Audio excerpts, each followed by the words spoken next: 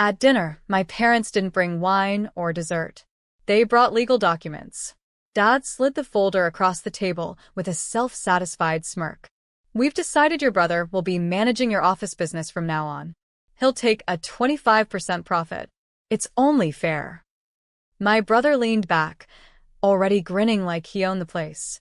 Mom sipped her drink, eyes darting to me, waiting for the explosion they thought would come. But I didn't explode. I smiled. My name is Rachel Morgan. I'm 29 years old. And if you think you know how this ends, stay tuned. What happens when the family who thinks they're outsmarting you forgets you've been preparing for this moment all along? I picked up the paper slowly, flipping through the neat paragraphs, the ink still smelling fresh. They had planned this, printed it, rehearsed it. They thought I'd panic, that I'd beg them not to take what I built with my own hands.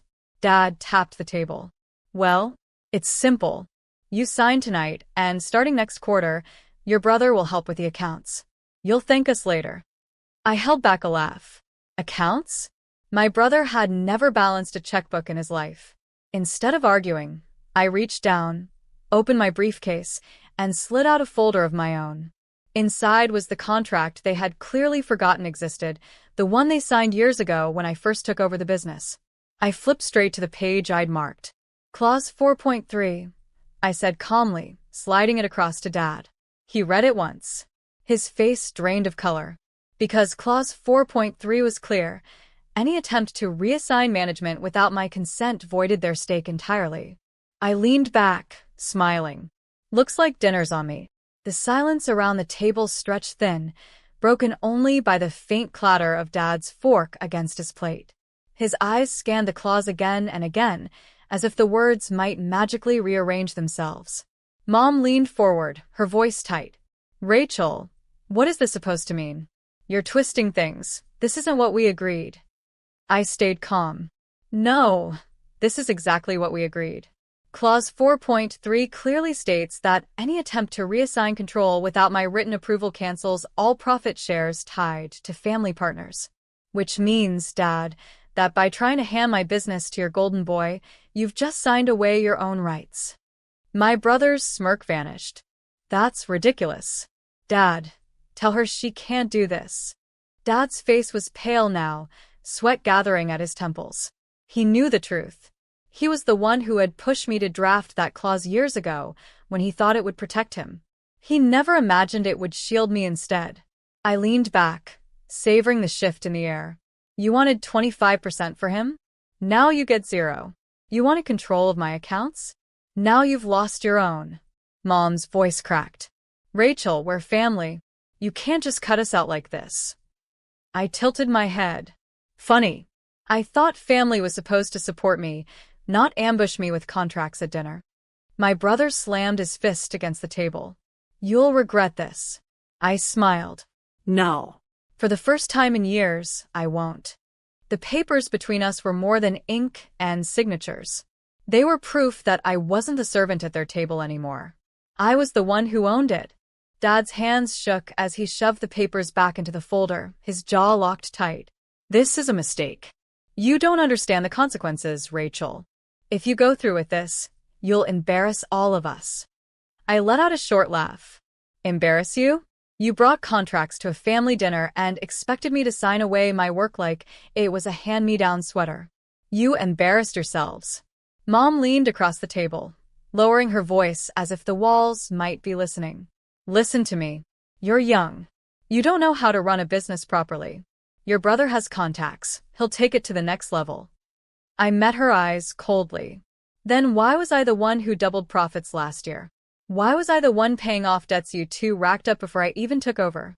Her lips pressed tight, but she had no answer.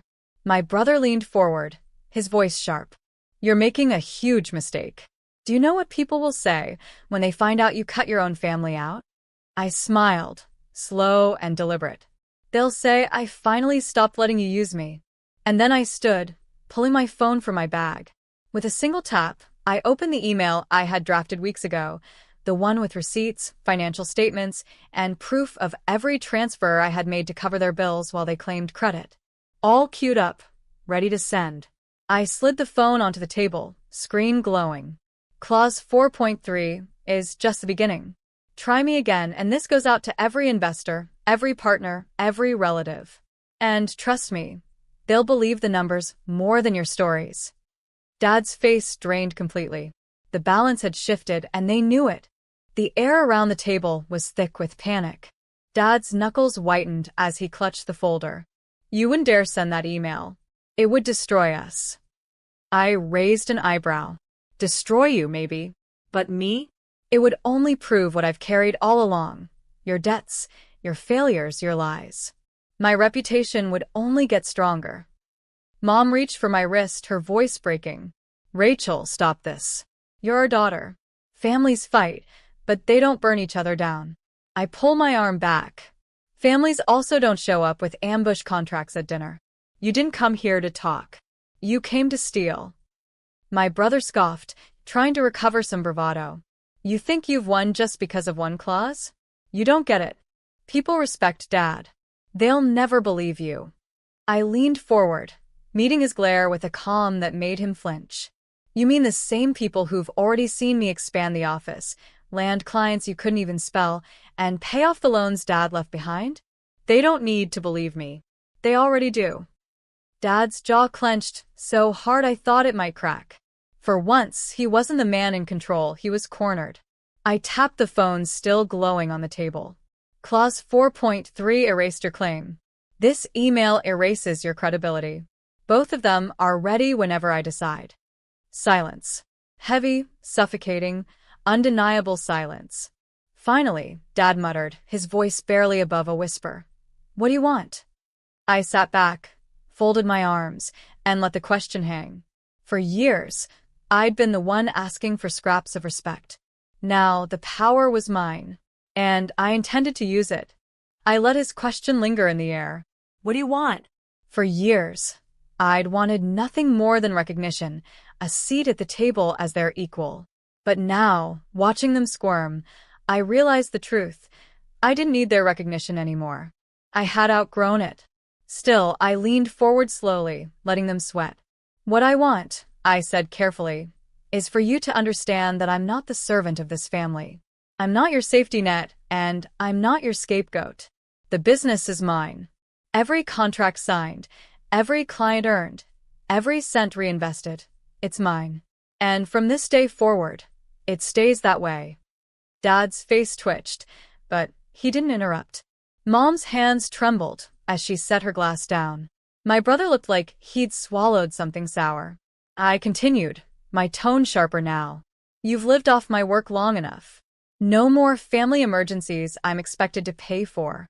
No more secret deals to line his pockets. I nodded toward my brother. And no more treating me like a pawn in your power games. My brother muttered, You can't just cut us out. I smiled faintly. I already have. Their silence told me they knew I wasn't bluffing.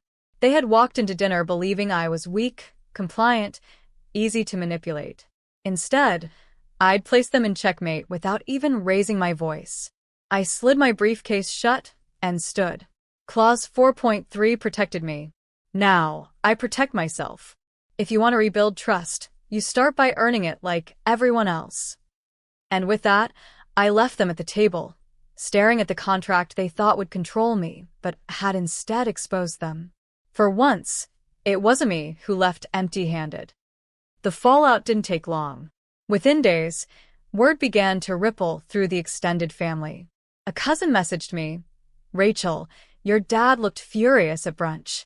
He tried to brag about the office again, but someone asked why your name is on all the contracts. He had no answer. I smiled at the screen. For years, Dad had puffed up his chest with my accomplishments. Now the truth was leaking through every crack he'd tried to plaster over. Meanwhile, Mom tried damage control. She called one night, her voice soft, almost pleading. Rachel, don't do this. Don't let this break the family apart. Your father's pride was misguided, but he only wanted what's best. I held the phone to my ear, letting her words float in the silence. Then I answered simply. If he wanted what was best, he wouldn't have ambushed me with contracts. He would have trusted me. She sighed. You've changed. No, I corrected. I've grown. The very next morning, an email arrived from one of our biggest investors. Subject line: meeting request, congratulations. Inside was a simple message. Heard about the transition. Glad the business is fully in your hands. Let's talk future growth. That was the moment I knew the shift was permanent. I wasn't just surviving their betrayal, I was thriving because of it. When I walked into the office that week, the staff greeted me differently. Firmer handshakes, warmer smiles. No longer the daughter propped up by her father, but the leader who held the keys herself. And back at home, the same dining table where they once plotted my downfall was now their prison of silence. Because the more they tried to claw back control, the more the world saw what they really were. By February, their silence had turned into desperation. Dad showed up at my office without an appointment, his suit wrinkled, his face pale. He barged past the receptionist like he still had authority here. "Rachel, we need to talk. Privately." I didn't flinch. "Whatever you have to say, you can say in front of my staff." His jaw tightened. "You've made me look weak. Everyone's talking. Your uncle, your cousins, even investors, they think I've lost control of my own daughter." I leaned back in my chair, folding my hands. "You didn't lose control of your daughter. You never had it. You had fear. You had intimidation. That's gone now." His voice cracked as he slammed a folder onto my desk. "Do you want to destroy this family? Is that what you want?" I opened the folder. Empty threats, outdated contracts, nothing with legal teeth. Desperation in paper form. I slid it back to him. This family destroyed itself the moment it tried to cut me out of what I built. Behind him, my staff stood straighter, watching the man who once barked orders reduced to pleading. Dad's face crumpled. "Rachel, please don't do this. We need you." I rose from my chair, my tone steady. "You don't need me. You need what I built. And that's the difference." His silence was answer enough. He turned, shoulders sagging, and left without another word. The moment the door clicked shut, my team erupted into quiet applause, not out of mockery, but respect. For the first time, the empire wasn't his. It was mine. Spring arrived, and with it came the final clarity. The dining table where they once ambushed me with contracts was now gathering dust. No more signatures, no more games. Only silence. The investors who once shook my father's hand now called me directly. My brother's future manager fantasy evaporated overnight, leaving him scrambling to explain why the business thrived without him. At Easter, relatives gathered, but this time the spotlight had shifted. Grandma pulled me aside, squeezing my hand. "Rachel, you saved what they nearly ruined. Don't ever let them take that from you." I nodded, feeling the truth settle deep. For years, I had fought for a seat at their table, begging for recognition. But the real power wasn't in being invited. It was in building my own. That week, I hosted my first investor dinner at a sleek downtown restaurant. Contracts signed under my name, strategies pitched by my voice, respect given without hesitation. The same relatives who once whispered about my father now whispered about me. But this time, it was admiration, not pity. Back home, Dad tried one final olive branch. A short text, Clause 4.3, "You outsmarted me. Maybe you were always meant to lead." I read it once, then set my phone down. No reply. Because I didn't need his validation anymore. The sweetest revenge wasn't in humiliating them. It wasn't even in the silence that followed. It was in watching them realize I no longer belonged to their control. They thought they could bind me with contracts. Instead, I walked away with the only signature that mattered, my own.